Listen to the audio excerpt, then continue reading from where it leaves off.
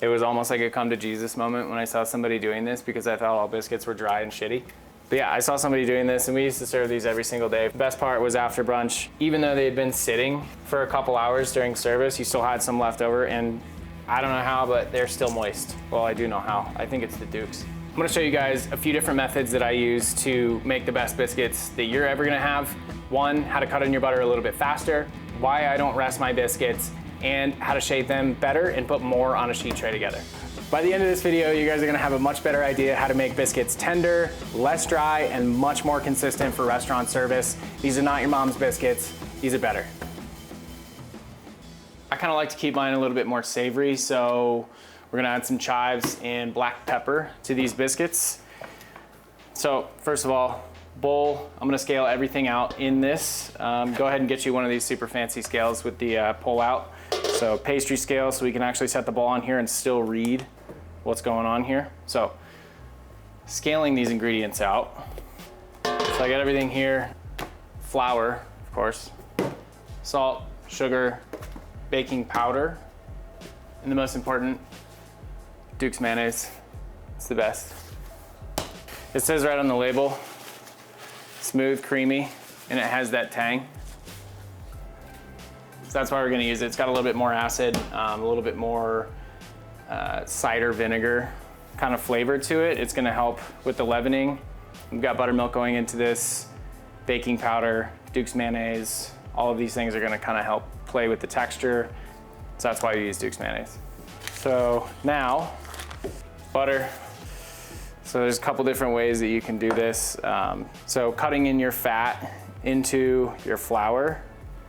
One of my old pastry chefs kind of showed me a way to do this. So you can either dice it and then kind of shred it with your finger, or that's our butter that we need, or I'll show you a better method. Cheese grater. Frozen butter. If you're gonna go big and you're gonna make a massive batch of this, 2, 3, 4 sheet trays at a time, just take your butter, freeze it, cut it up, and then send it through the shredder attachment on the RoboCoupe. Makes it super, super easy. One of my old pastry chefs used to just take this, run it through the shredder, and then she would have, 12 quarts, 16 quarts of butter in the freezer at all times. It makes for a very easy and a very quick method of cutting your fat into your flour. So basically that's what you end up with. You kind of want these shards anyway.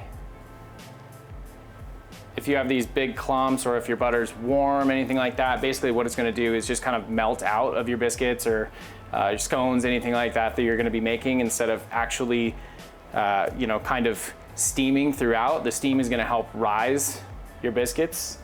So that's what we're gonna do. We're gonna shred this, and then we're gonna cut it in very quickly. There we go.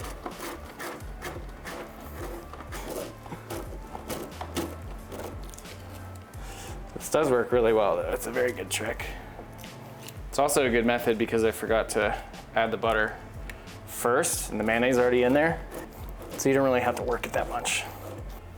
Butter, a lot of butter.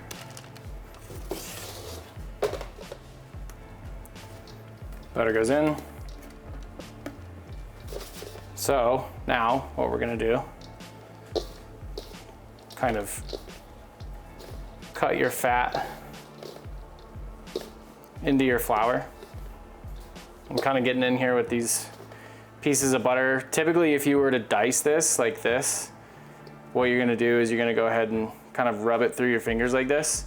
And then what's gonna end up happening is when you do end up folding these biscuits together, you're gonna get these shards of butter, which are gonna help steam because you've got a little bit more surface area.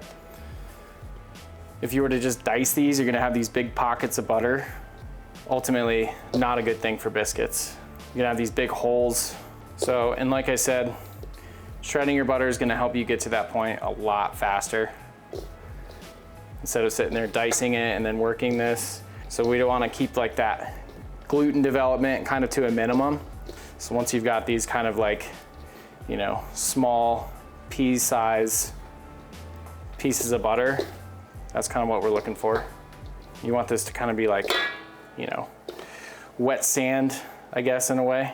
So now we're gonna scale all of our wet, go in, add our savories, fold everything together, and then bake some biscuits. Cream, we're gonna do about an equal part to our mayonnaise. Let's leave that guy there.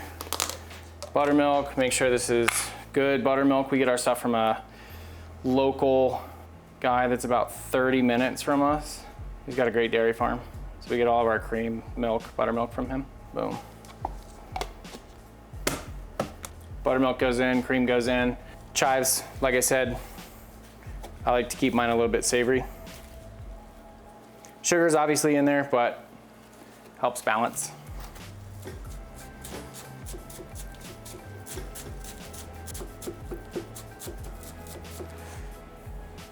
Cool. These guys, we're gonna go ahead and get in here. I like to get everything together kind of in as few steps as possible. And that way, you know, like we were talking about earlier, is gonna help keep the gluten development down. And that's really what we want.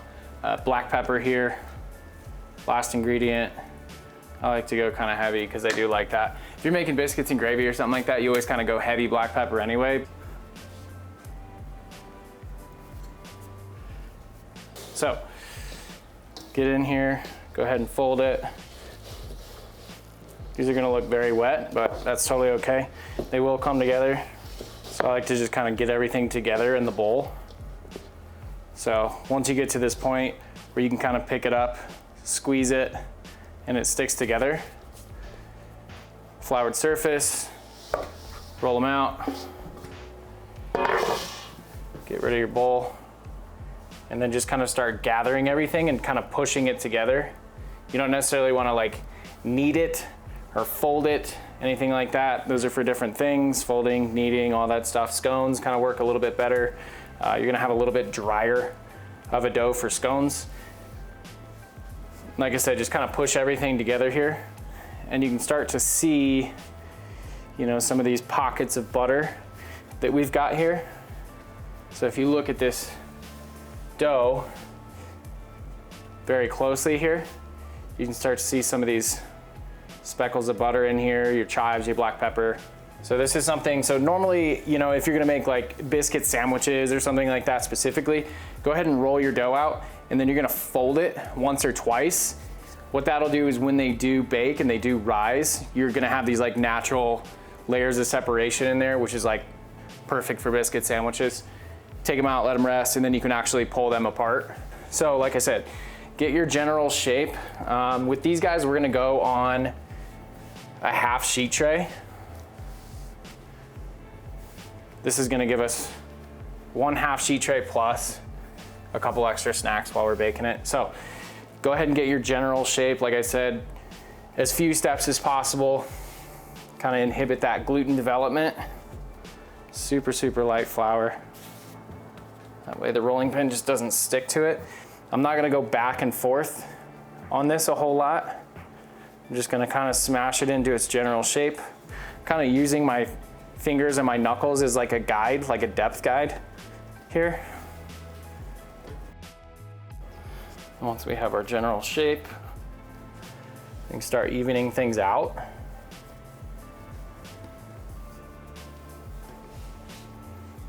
It's okay if you got rips, tears, whatever.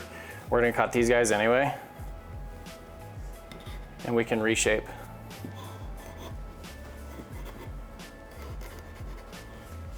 Super gentle.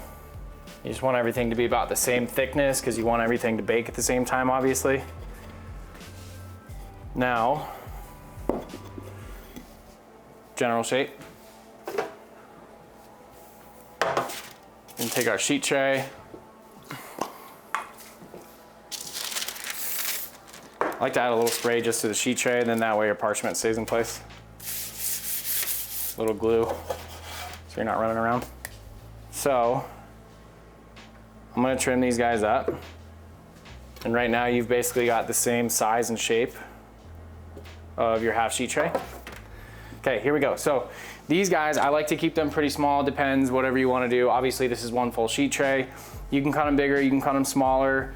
If you cut them a little bit smaller, they're gonna bake in a little bit less time because you've got more surface area in between them. So that's what I'm gonna do. I'm gonna go ahead and cut all of these, and you can use the bicycle cutters. Those are great. Cut all of them, and then you're gonna reline them up on the sheet tray. What that does is when they do bake and they come out and they rest for a few minutes, you're gonna be able to actually like tear them apart. You can recut them, which is usually what we do. We use a small serrated paring knife, and you can just go right through once they're fully baked. But with this, like I said, cut them, reline them on the sheet tray. I'm gonna keep these guys about an inch and a quarter. And with this too, straight down, straight back up. If you slide your knife, you're gonna blend all those layers together that you already created, and you don't necessarily want that. It's gonna kind of inhibit their rise, and they're gonna be, the texture's not gonna be nearly as good. You want them to kind of puff up. We've already, got all the baking powder in here, all of the dukes, all of the buttermilk. You've got all that acid in here, and you don't really wanna negate that by, your final step, screwing it up in just one little movement. So super gentle. Straight down, lift your knife back up. Save your scraps. Obviously don't get rid of them. So these guys, we've already kind of squared up our edges here. And then that way, you don't have to sit there and pick and choose what you're gonna do. We can literally almost just transfer this entire thing over. So nice squares, straight down, straight back up. Don't slide your knife. During this whole process too, keep in mind, anytime you're gonna do the biscuit method, anything like that, your butter needs to be cold. That's why I use frozen butter. This dough is still very cold. Okay, so bench scraper, mini offset, whatever you wanna do. I just kinda go through here and break these up a little bit.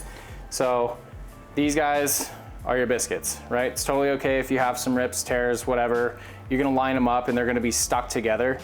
The main point of that, you guys can see kind of those layers. The main point of them touching and sticking together is to prevent this spread of everything, right? So if you get those ones out of the blue puffy can that's basically a bomb, what you're gonna do is put those on a tray, and then they're just gonna sit there and sink. They're not gonna, they're gonna have those flaky layers because they're designed for that. But this, by actually touching them together, instead of spreading, they're gonna rise. They're best friends, and then you're gonna get this super nice, fluffy biscuit all the way around, and they're gonna be best friends. So this is what I do, just go ahead and line up. All right, so here we go. See, there's the last few biscuits. So we've obviously got some room on the tray that needs to be filled in. This is kind of where our scraps come into play here. So the whole idea with this is we line these guys up so they can rise and stick together and then stay fluffy. The best biscuits right here in the dead center. What's gonna happen is these guys are gonna be very slightly undercooked, but when we pull them out, the whole top's gonna be nice and brown, and then these guys will rise and carry over until they're just perfectly done. So fill in your negative spaces here. Cool, and these guys, obviously, scraps, family meal, whatever you want to do. That's it. We're just gonna look for the browning more so than the actual cook, because what we want, we know that the oven's gonna be high, 375, high fan. These guys are gonna rapidly expand. We've obviously got all that acid and baking powder in it. So at this stage, I'm gonna keep them going, but good rise on them so far. Starting to brown, that's why we're gonna rotate them, because you can kind of see all the browning happening on this side. But back in, another 8 minutes. Even browning. You can kind of hear them sizzling a little bit from that butter, but they look good. They rose, nice and even. Gotta let them rest now, which is, the worst part. But we're gonna let these sit for about 15 minutes, something like that, and then probably cut out the center and start eating the center, because that's the best part. A few takeaways here. One, a quick method of butter. So shredding your butter, throwing it through the shredder attachment on the RoboCoupe, cheese grater, whatever you gotta do. It's much faster of a cutting in method.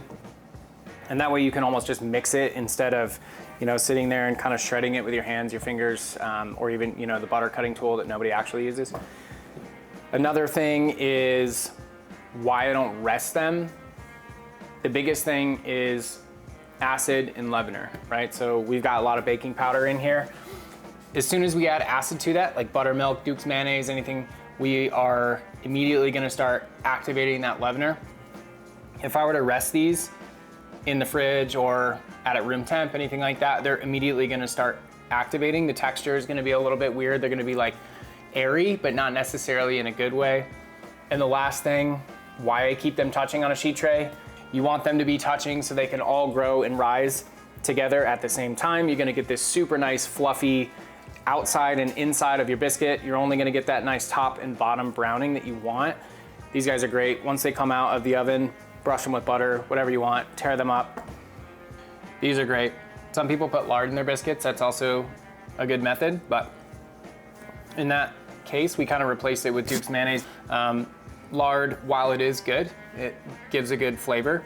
The texture is not nearly as good, and there's no acid to it. So you gotta kind of counteract that by adding other things to it. But these equal parts cream and Duke's mayonnaise, that kind of helps, you know, with the texture, with the flavor.